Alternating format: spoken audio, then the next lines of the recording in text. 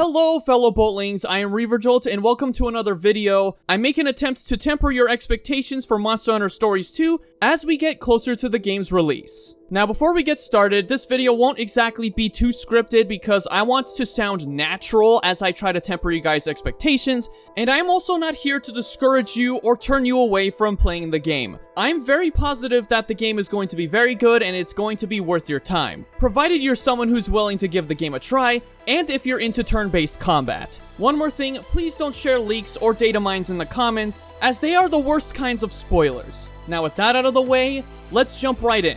Point number 1, don't expect every monster to be available as a MONSTIE. Back in Stories 1, you could not obtain Ignactor as a MONSTIE. That's probably the biggest example of this, and it's very disappointing. So because of this, I'm pretty certain that there will be monsters that you can't get as MONSTIEs. And because of that, I recommend keeping your expectations in check so you don't get too disappointed if some of your favorite monsters get added to Stories 2 and can't be your MONSTIEs. Point number 2, don't expect any more weapon types than the ones we already have. The only weapon types we have in Stories 2 are Greatsword, Hammer, Hunting Horn, Sword and Shield, Gun Lance, and Bow. That's 6 weapon types. Now, I know it's disappointing that those are the only weapon types we're getting. That's not the main focus of this type of game. It's more about you and your MONSTIEs and not as much about the weapons. But hear me out when I say I get it. I get that we don't have Charge Blade, Insect Glaive, Dual Blades, or even Lance when Gun Lance is in the game. At one point, I wanted there to be all 14 weapon types, but that's a lot to manage for a development team, especially for a game like Stories 2. Point number 3. Don't expect there to be brand new monsters. In Monster Hunter Stories 1, there weren't any new monsters outside of Versa Pytru and Makili Pytru, aka the final boss of the game. And there were no monsters that were made from the ground up as MONSTIEs. And since this is not a main series game, they'll likely still use already existing monsters for the game outside of the final boss. Point number 4, don't expect the MONSTIE roster to be like that of the Pokemon games rosters. I know, this has little to do with Pokemon, but hear me out. I imagine because Stories 2 is like Pokemon, there'll be a good amount of Pokemon fans who play the game. And as a result, some might assume that there will be a similar roster to, say, Pokemon Sword and Shield, a Pokemon game that has 400 Pokemon in the Pokédex, and even more than that in the DLCs. But I'd hate to burst your bubble, guys. Stories 2's roster will not be nearly as large as that. Stories 1 had 61 MONSTIEs, not including the ones you get from DLCs. That's a much smaller roster than most Pokemon games, but that never affected how good Stories was. I think the roster for Stories 2 isn't going to be that much bigger. But in any case, if you're a Pokemon fan, don't expect a whole Pokédex worth of MONSTIEs in Stories 2. And finally, number 5.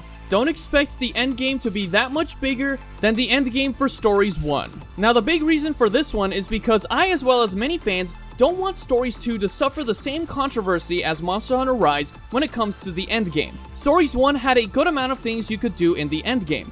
The features were the Tower of Illusion, Labyrinth of Ordeals, PvP battles, and offline tournaments. There's also the right of channeling to make your MONSTIEs have different attacks and elemental types that were made either for fun or for PvP battles. I myself got into the endgame a few weeks back because I never really touched it after beating the game several times before, and I gotta say, the endgame is quite good for Stories 1. There's more to do than you would otherwise think. But back to the topic at hand. Because of how the endgame is for Stories 1, I'm not expecting Stories 2's endgame to be anything massive in comparison. If I had to guess how big it's gonna be, I would say about 20% more endgame than the first game. So I recommend you don't get your hopes too high for this one. And here's a bonus entry. Don't expect Stories 2 to be a live service game. In case you don't know what I mean by live service, it's basically a business model that's used for games to continue for a long time with the same kind of system as free-to-play titles. These types of games often make players feel like they are missing out on something by not coming back to play the games regularly.